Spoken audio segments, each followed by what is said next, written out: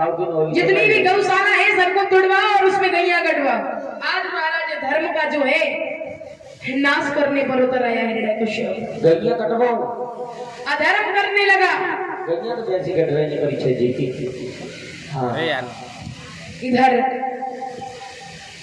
जब ऐलान कर दिया है, कहा कि छोटे मोटे जितने भी राज्य है ना सभी को अपने राज्य में मिला लो। ओके महाराज। इसी बीच हिरण्यकश्यप की बैठती परिषद महाराज, जिसका नाम था सैका, देखने में बहुत सुंदर भी थी। तो सैका जो है ना माता रानी की पूजा करने के लिए जाती है। जैसे ही मंदिर में पहुंची और जाकर के माता रानी से पूजा करती है और कहती है माँ,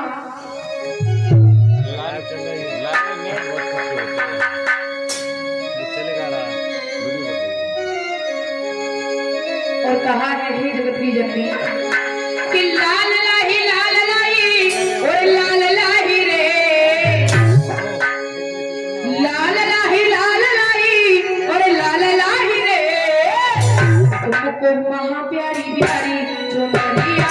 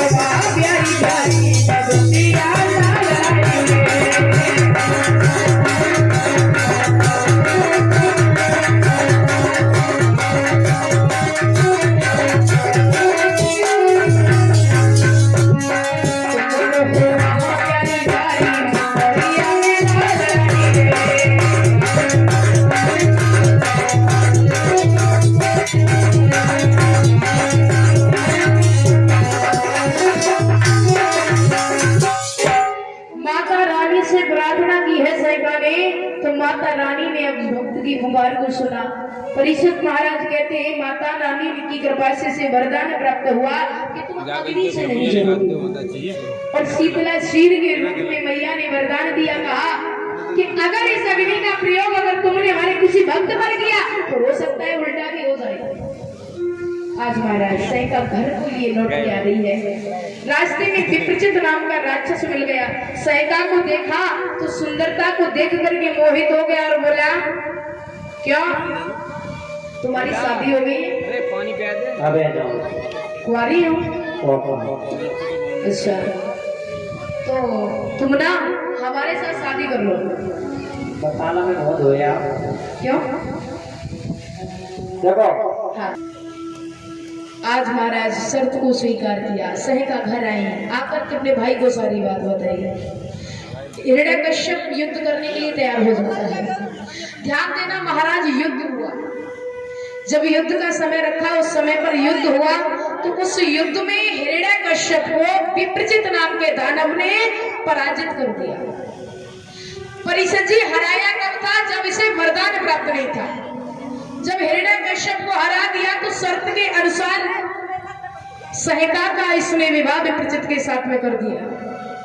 आज सैका अपने पति के साथ ससुराल के लिए चली जाती है, जो कुयोग नगरी में इनकी ससुराल थी। लेकिन ये उसी दिन से अपने बहनों से दुश्मनी मानने लगा। जब इसने वरदान प्राप्त कर लिया ना तो सबसे पहले अपने बहनों की नगरी कुयोग पर चढ़ाई कर दी। सैका ने देखा कि मेरे भैया ने मेरी नगरी को चारों तरफ से घेर लिया है, तो अपने पति को शयन कक्ष में जगाने के लिए जाती है। जैसे ही मैया जाती है तो देखा कि उसके पति को उसके भाई ने जगने से पहले ही मौत के घाट उतार दिया। आज सैका बोली भैया, अरे लानत है ऐसे भैया पर कि जिस भाई ने अपनी बहन को जिस हाथों से जो है सजा धजा करके मुझे डोली में बिठाकर ससुराल के लिए विदा किया था, आज तूने एक पल के लिए ये नहीं सोचा कि मैं तेरा ही अंश हूं, तेरी बहन हूं, और तूने जरा नहीं सोचा आज जिन हाथों से विदा किया उन्हीं हाथों से तूने मुझे विधवा बना दिया। जा मैं तुझे श्राप देती हूं कि मेरे घर में जो तूने आकर के मेरे सुहाग को उजाड़ा है, तेरे घर आकर के मैं तेरे अपने पति का बदला तुझसे एक दिन जरूर आकर के लूंगी। हिरण्यकश्यप ने कुछ नहीं सुना, महाराज अहंकार में डूबा हुआ था, सिपाहियों को लेकर वापस चला आया। घर जैसे ही आया धीरे धीरे समय गुजरता हुआ जा रहा है। इसी बीच हिरण्यकश्यप की पत्नी कयादु के गर्भ से महाराज बड़े ही सुंदर बालक ने जन्म लिया। जब बड़े ही सुंदर बालक ने जन्म लिया है, जिस बालक का नामकरण संस्कार हुआ, तमाम संतों को बुलाया और उस बालक का नाम रखा गया है प्रहलाद। प्रहलाद धीरे धीरे आंगन में बड़े होने लगे। गुरु शुक्राचार्य के बेटा है संडा और मर्ग, उनके आश्रम में शिक्षा प्राप्त करने के लिए भेज दिया।